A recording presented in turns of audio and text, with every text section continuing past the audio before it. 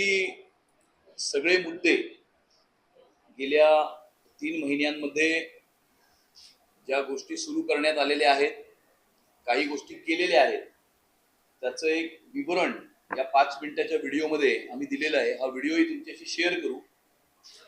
त्याच्यानंतर एक पोस्टरही आहे, ज्या पोस्टरवरती एकत्रितपणे ही सर्व 23-24 कामं जी आहेत त्याचं विवरण आहे, तोही तुमच्याशी शेअर करू. आणि आपण बघाल की कल्पना किंवा संकल्प अशा आधारावरती हे मुद्दे नाही आहेत. गेल्या 100 दिवसांमध्ये ऍक्च्युअली जमिनीवरती झालेली आणि पूर्ण केलेली कामं ही त्याच्यामध्ये म्हटलेली आहेत. विलासराव देशमुख मुख्यमंत्री होते, त्यांनी असं स्टेटमेंट केलं होतं की मुंबई महानगरपालिकेच्या स्टँडिंग कमिटीमध्ये अंडरस्टँडिंग असतं. जे काही अंडरस्टँडिंग असतं किंवा होतं ते अंडरस्टँडिंग पूर्णपणे स्टँडिंग कमिटीतनं बंद करण्याचं काम हे गेल्या 3 महिन्यामध्ये आम्ही केलेलं आहे.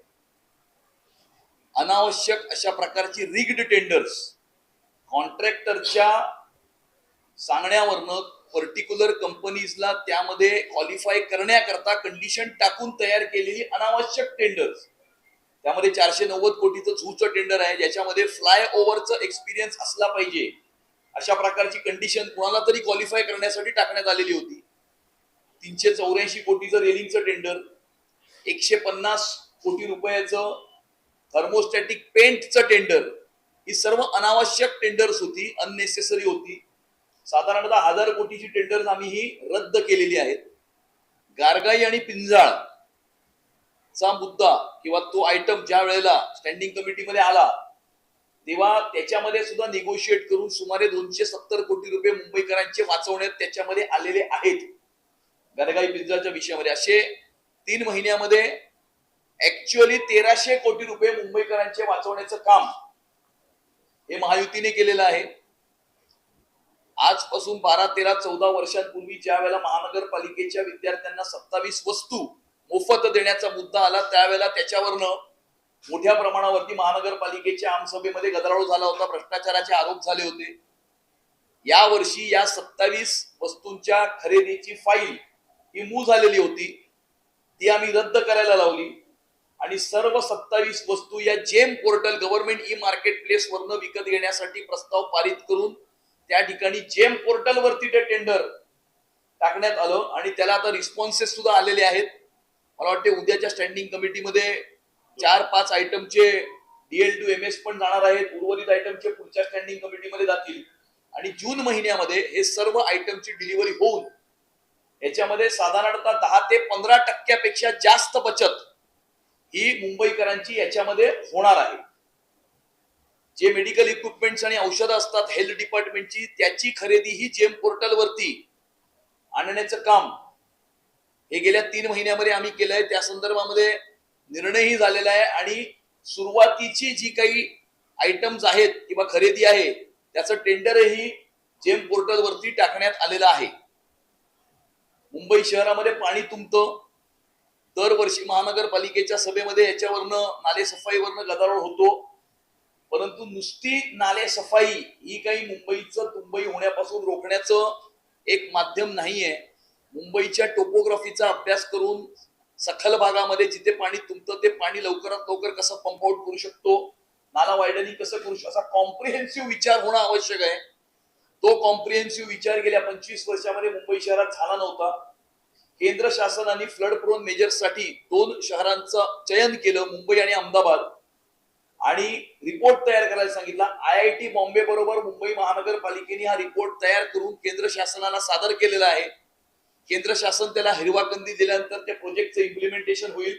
आता आपण म्हणाल की केंद्र शासन याच्यामध्ये कसं आलं, तर केंद्र शासनाचा संबंध याकरता आला की या प्रोजेक्टसाठी सर्व पैसे हे केंद्र शासन मुंबईच्या महानगरपालिकेला देणार आहे. त्यामुळे entire funding is going to be done by central government. Mumbai शहरामध्ये स्वच्छता राखण्यासाठी आपण मुंबई क्लीन लीगची सुरुवात केलेली आहे. याच्यामध्ये हजारो आस्थापनं, housing society, ALM, citizen group, resident association या सर्वांनी रजिस्टर केलेलं आहे आणि ही विविध परिसरांमध्ये, विविध वॉर्डांमध्ये, विविध एरियाजमध्ये ही कॉम्पिटिशन असणार आहे, ज्यासाठी अक्षय कुमार ब्रँड अँबॅसेडर आहे. आणि जानेवारीच्या महिन्यामध्ये याचं मूल्यमापन करून cleanest road, cleanest city, cleanest ward अशा प्रकारची पारितोषिकं देऊन मुंबई शहराला स्वच्छतेच्या दुसऱ्या लेवलवरती नेण्यासाठी सुद्धा हे सुरुवात करण्यात आलेली आहे. तसंच झोपडपट्टी परिसरामध्ये जी दत्तक वस्ती योजना कार्यरत आहे त्या दत्तक वस्ती योजनेचा पूर्ण ओव्हरहॉल करण्याच्या दृष्टिकोनातून चर्चा सुरू आहे. येणाऱ्या गटनेत्यांच्या बैठकीमध्ये याची चर्चा होऊन दत्तक वस्ती योजनेचा ओव्हरहॉल करून या ठिकाणी दत्तक वस्ती योजना झोपडपट्ट्यांमधली गटारं साफ करणं आणि कचरा जमा करण्याची 2 कामं करत असतं. या दोन्ही कामांना वेगळं करून याच्याकडची टीम वेगळी आणि याच्याकरताची टीम वेगळी अशा 2 कामांचं सेग्रिगेशन करून माणसं वाढवून त्याच्यासाठी बजेट वाढवून मोठ्या प्रमाणावरती ओव्हरहॉल दत्तक वस्ती योजनेचा सुद्धा करण्यात येणार आहे. याचाही निर्णय करण्यात आलेला आहे. मुंबई शहरामध्ये साधारणतः 2050 किलोमीटरचे रस्ते आहेत. यामध्ये 2022च्या आधी साधारणतः 1200 किलोमीटरच्या रस्त्यांचं सीसी कॉन्क्रिटीकरण झालं होतं. एकनाथ शिंदेजी मुख्यमंत्री झाल्यावरती महायुतीचं सरकार हे महाराष्ट्रामध्ये आल्यानंतर मुंबई महानगरपालिकेच्या माध्यमातून सुमारे 750 किलोमीटरच्या सीसीचं काम हे पूर्ण सुरू करण्यात आलं. मे 2027 मध्ये हे संपूर्णपणे पूर्ण होऊन 1900 किलोमीटर मुंबई शहराचे रस्ते हे सीसी होणार आहेत. म्हणजे फक्त 150 किलोमीटरचेच रस्ते सीसी होणं बाकी आहे. आणि आपण हे बघाल की दरवर्षी मुंबईची महानगरपालिका पॉटहोलसाठी 100 कोटी रुपयापेक्षा जास्तचं टेंडर खड्ड्यासाठी काढत असतं. या वर्षी ते टेंडर फक्त 45 कोटीच काढलेलं आहे. याचा अर्थ मुंबई शहराचे रस्त्यातले खड्डे आता कमी झाले असून पुढच्या वर्षी 93% सीसीकरण हे पूर्ण होणार आहे आणि मुंबई शहराला खड्डेमुक्त करण्याच्या दृष्टिकोनातून ही वाटचाल ही सुरू करण्यात आलेली आहे. त्यानंतर आपण पाहतो की मुंबई शहरामध्ये अनेक अशा प्रकारचे दानशूर व्यक्ती किंवा दानशूर संस्था आहेत ज्यांना मुंबई शहरासाठी काहीतरी करायची इच्छा असते, पण त्यांना हे माहित नसतं की आम्ही कुठे काय करू शकतो. महानगरपालिकेच्या शाळांमध्ये फिल्ट्रेशन प्लांट असतील, फिल्टर असतील, बेंचेस असतील, स्क्रीन्स असतील किंवा एखाद्या हॉस्पिटलमध्ये विविध प्रकारची मेडिकल इक्विपमेंट्स असतील, हे डोनेट करण्याकरता त्यांची इच्छा असते, पण त्यांना माहित नसतं की याची रिक्वायरमेंट कुठे आहे. याकरता मुंबई महानगरपालिकेचं पार्टिसिपेट मुंबई नावाचं एक पोर्टल CSRचं याचं काम सुरू आहे. जूनच्या महिन्यामध्ये हे पोर्टल लॉन्च करण्यात येईल. याच्यामध्ये मुंबईच्या महानगरपालिकेची जी रिक्वायरमेंट आहे, एखाद्या गार्डन मध्ये काही बेंचेसची रिक्वायरमेंट असेल, काहीही रिक्वायरमेंट ही पहिली CSR पोर्टलवरती टाकण्यात येईल. म्हणजे मुंबई शहरातल्या अशा काही संस्था आणि व्यक्तींना जर ते डोनेट करायचं असेल CSR मधनं तर त्यांना ती संधी पहिली देण्यात येईल. 15 दिवस त्याला कुठलाही रिस्पॉन्स आला नाही, मग त्याचा CPDच्या मार्फत टेंडर काढण्यात येईल. साधारणतः आमचा अंदाज असा आहे की या पोर्टलमुळे मुंबईकरांना मुंबई शहराच्या विकासामध्ये सहभागी होण्याची एक संधी मिळेलच, परंतु साधारणतः 1000 कोटी रुपयाची बचत प्रतिवर्षी ही मुंबईच्या महानगरपालिकेची CSRच्या माध्यमातून डोनेशन मिळाल्यामुळे ही होणार आहे. फेरीवाल्यांच्या संदर्भामध्ये हा प्रश्न अनेक वर्षापासून प्रलंबित असून आपल्या महापौर रितू तावडेजी यांच्या नेतृत्वामध्ये त्यांनी विशेष लक्ष या विषयाकडे दिलेलं आहे. त्यांनी या फेरीवाल्यांना QR कोड देण्याच्या दृष्टिकोनातून कारवाई केलेली आहे. टाउन वेंडिंग कमिटीची पूर्णपणे प्रक्रिया पूर्ण करण्यावरती त्यांनी 3 महिन्यामध्ये भर देऊन आता टाउन वेंडिंग कमिटीचं कॉम्पोजिशन हे पूर्ण झालेलं आहे. येणाऱ्या काळामध्ये टाउन वेंडिंग कमिटीच्या मीटिंग्स होऊन हॉकिंग झोन्स आरक्षित करण्यात येतील. पात्र फेरीवाल्यांना लायसन्सेस देण्यात येतील. पात्र फेरीवाल्यांना हॉकिंग झोन्स मध्ये फेरीवाला क्षेत्रामध्ये स्थलांतर करण्यात येईल आणि फेरीवाला क्षेत्र सोडून इतर सर्व क्षेत्र ही विना फेरीवाला क्षेत्र किंवा नॉन हॉकिंग झोन्स हे डिक्लेअर करण्यात येतील, जेणेकरून मुंबई शहरातल्या पात्र फेरीवाल्यांना ऑफिशियल लायसन्स देऊन पीच देऊन त्यांना त्यांचा धंदा करण्यासाठी जागाही देण्यात येईल आणि ऍट द सेम टाइम पादचाऱ्यांना सुद्धा चालण्यामध्ये कुठल्याही प्रकारचा त्रास होऊ नये याचीही काळजी यामध्ये घेण्यात येईल. गेल्या 10 दिवसामध्ये एक हेल्थ डिपार्टमेंटची मीटिंग घेऊन असं लक्षात आलेलं होतं की 87,000 जन्म आणि मृत्यूचे दाखले हे CRS पोर्टलवर न करता सॅप वरती त्याचं रजिस्ट्रेशन करण्यात आलेलं होतं. या 87,000चं त्याची जेन्युइनिटी चेक करण्याची प्रक्रिया सुरू आहे. जी जेन्युइन आहे ते CRS वरती ट्रान्सफर करण्यात येतील सॅप वरनं. सॅप आता बंद करण्यात आलेला आहे आणि जे जेन्युइन नाहीये म्हणजे फेक आहे त्याची चौकशी करून ते फेक दाखले देणाऱ्या अधिकाऱ्यांवरती कारवाई करण्यात येईल.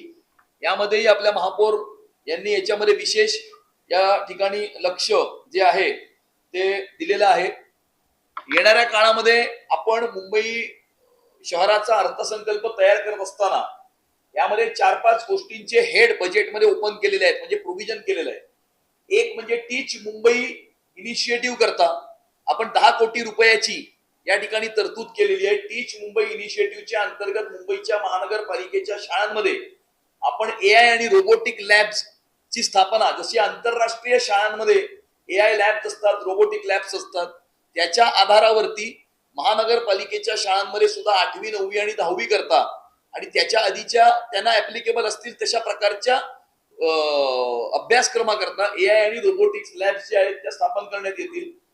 तसेच आमच्या महायुतीच्या संकल्पनाम्यामध्ये डॉक्टर बाबासाहेब आंबेडकरांच्या संविधानाची मूल्यांच्या आधारावरती अभ्यासक्रम तयार करणे हे आमचं उद्देश होतं. एज्युकेशन कमिटीच्या आमच्या मेंबर योजना ठोकळे यांनी एज्युकेशन कमिटीमध्ये तो मुद्दा घेतला होता. येणाऱ्या काळामध्ये तो अभ्यासक्रम तयार करून एका प्रकारे डॉक्टर बाबासाहेब आंबेडकरांच्या संविधानाची मूल्ये आणि आपले अधिकार, आपल्या ड्युटीज आणि रिस्पॉन्सिबिलिटीज आणि at the same time community living moral science अशा प्रकारचा एक कॉम्प्रिहेन्सिव्ह अशा प्रकारचा अभ्यासक्रम आज तयार करण्यात येईल आणि 1ली ते 10वीच्या मुलांकरता तो अभ्यासक्रम त्याच्यामध्ये इन्कॉर्पोरेट करण्यात येईल. त्याची प्रक्रिया सुरू करण्यात आलेली आहे. साधारणतः एका स्टँडर्ड मध्ये 10 चॅप्टर म्हणजे पहिलीचे 10 चॅप्टर, दुसरीचे 10 चॅप्टर म्हणजे टोटल 10 वर्षांमध्ये 100 चॅप्टर्स हे याच्यामध्ये इन्कॉर्पोरेट करण्यात येतील. तसेच मुंबई शहरामध्ये मोठ्या प्रमाणावरती पार्किंगची समस्या आपल्याला जाणवते. 2018 मध्ये महाराष्ट्राचे मुख्यमंत्री सन्माननीय देवेंद्र फडणवीस साहेबांनी त्यावेळेला डीसीपीआर मध्ये एक्झिस्टिंग गार्डन्स आणि ग्राउंड्सच्या खाली अंडरग्राउंड पार्किंग लॉट्स तयार करण्याकरता एक नियम तयार केला होता, पण त्याच्यावरती अंमलबजावणी ही झाली नव्हती आणि त्याच्यावरती अंमलबजावणी होण्याकरता मुंबईच्या 27 ऍडमिनिस्ट्रेटिव्ह वॉर्ड्स मध्ये 27 ठिकाणी अशा प्रकारे अंडरग्राउंड पार्किंग लॉट्स करण्याकरता हेड ओपन करण्यात आलेला आहे. निधीची तरतूद करण्यात आलेली आहे. सर्व लोकप्रतिनिधींना आम्ही विनंती केलेली आहे, आमदार आणि नगरसेवक, की आपापल्या ऍडमिनिस्ट्रेटिव्ह वॉर्ड्स मध्ये अशा प्रकारची मैदानं आपण आयडेंटिफाय करा.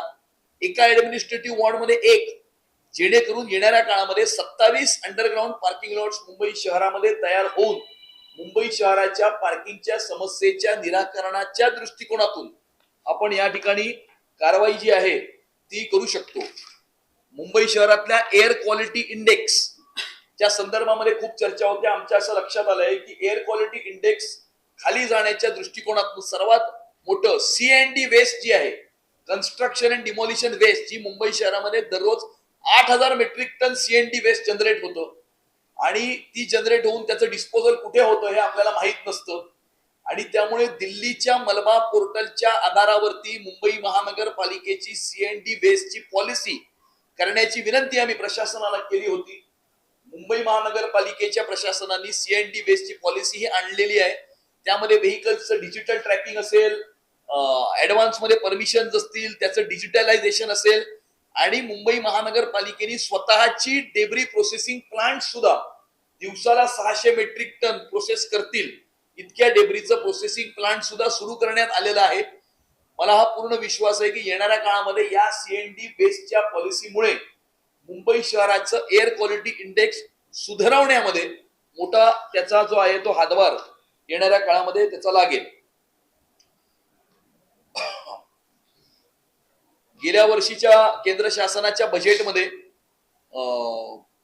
सर्व्हायकल कॅन्सरच्या प्रिव्हेन्शनची वॅक्सिनची मोहीम ही केंद्र शासनाच्या मार्फत ही अनाऊन्स झाली होती. मुंबई शहरातली पहिली लस ही 2 महिन्यापूर्वी आपले महापौर आणि आपल्या उपमहापौरांच्या उपस्थितीमध्ये मुंबई महानगरपालिकेची मोहीम, ही मुलगी 14 वर्षाची झाली की तिला एचपीव्ही वॅक्सिनची प्रिव्हेन्शनची लस, ही पहिली लस ही मुंबई शहरामध्ये 2 महिन्यापूर्वी महापौर आणि उपमहापौरांच्या उपस्थितीमध्ये देण्यात आलेली आहे. आपल्या महापौरांचा हा प्रयत्न आहे की आपल्या प्राणी संग्रहालयामध्ये सिंह या ठिकाणी असावेत. त्याकरता त्यांनी गुजरात सरकारची त्याचं अप्रुव्हलही मिळवलेलं आहे. आता सेंट्रल झू अथॉरिटीचं अप्रुव्हल मिळवून त्या सिंहांच्या बदल्यामध्ये आपण कुठले प्राणी गुजरातला देऊ शकतो, अशा प्रकारे तो बार्टर येणाऱ्या काळामध्ये घडवून आणून मुंबईच्या प्राणी संग्रहालयामध्ये आता सिंह सुद्धा आणण्यासाठी त्याची जी प्रक्रिया आहे ती सुरू झालेली आहे. असे काही एक 22-23 मुद्दे, जे मुद्दे कल्पना नाही आहेत परंतु घाऊक अशा प्रकारचं काम आणि मेजरेबल, टेंजिबल आणि क्वांटिफायबल, जे तुम्ही मोजू शकता, जे तुम्ही बघू शकता, जे तुम्हाला समोर दिसेल, आयदर बजेटमध्ये प्रोव्हिजन झालंय किंवा टेंडर्स कॅन्सल झाली आहेत किंवा जेम पोर्टलवरती खरेदी सुरू झाली आहे, असे आमूलाग्न बदल भ्रष्टाचार विरहित प्रशासन देण्यासाठी आणि मुंबई महानगरपालिकेमध्ये सुशासन आणण्याकरता हे पहिल्या 100 दिवसांमध्ये हे आम्ही केलेले आहेत. येणाऱ्या 1 ते 2 वर्षामध्ये आपण पाहाल की मुंबईच्या महानगरपालिकेचा चेहरा पूर्णपणे हा बदललेला असेल. अजून एक गोष्ट मी तुम्हाला सांगायला विसरलो की अनेक लोक मराठीच्या गप्पा करतात, मराठी भाषेबद्दल बोलतात, मराठी भाषेबद्दलचं आपलं प्रेम दाखवतात, परंतु त्या मराठी भाषेसाठी गेल्या 25 वर्षामध्ये मुंबईच्या महानगरपालिकेमध्ये राज्य करत असताना त्यांनी त्याच्यासाठी काय केलं हे त्यांना सांगता येत नाही. आम्ही आता बजेटमध्ये प्रोव्हिजन केलेलं आहे. येणाऱ्या काळामध्ये मराठी भाषेचा प्रसार आणि प्रचार आणि मराठी भाषेची संस्कृती, प्रथा आणि संस्कृती ही जगाच्या पाठीवरती, फक्त मुंबई महाराष्ट्रात नाही परंतु जगाच्या पाठीवरती आपली मराठी कम्युनिटी, महाराष्ट्रीयन कम्युनिटी जगाच्या कानाकोपऱ्यामध्ये राहते. त्या मराठी कम्युनिटी पर्यंत मराठी भाषेचा प्रसार आणि प्रचार करण्याच्या दृष्टिकोनातून महानगरपालिका येणाऱ्या काळामध्ये बाहेर सुद्धा कार्यक्रम आयोजित करेल, मराठीचा प्रचार करण्याकरता कार्यक्रम आयोजित करीत. त्याकरता सुद्धा हेड हा बजेटमध्ये ओपन करण्यात आलेला आहे. नक्कीच की आता सध्याची जी परिस्थिती आहे ती परिस्थिती निवळल्यानंतर, एकदा एनर्जी क्रायसिस मधनं बाहेर निघाल्यानंतर हा उपक्रम सुद्धा महानगरपालिकेच्या माध्यमातून हाती घेण्यात येईल. अशा प्रकारे भ्रष्टाचाराला पूर्णपणे गाडण्यासाठी, भ्रष्टाचार विरहित प्रशासन मुंबईकरांना देण्यासाठी आणि जो विकास गेल्या 12 वर्षामध्ये मुंबई शहराने केंद्र आणि राज्य सरकारच्या माध्यमातून पाहिला, महानगरपालिकेच्या माध्यमातून नाही पाहिला, तशाच प्रकारचा विकास महानगरपालिकेच्या माध्यमातून मुंबईकरांना त्याचा अनुभव मिळावा म्हणून ही पावलं पहिल्या 100 दिवसामध्ये उचलण्यात आलेली आहेत.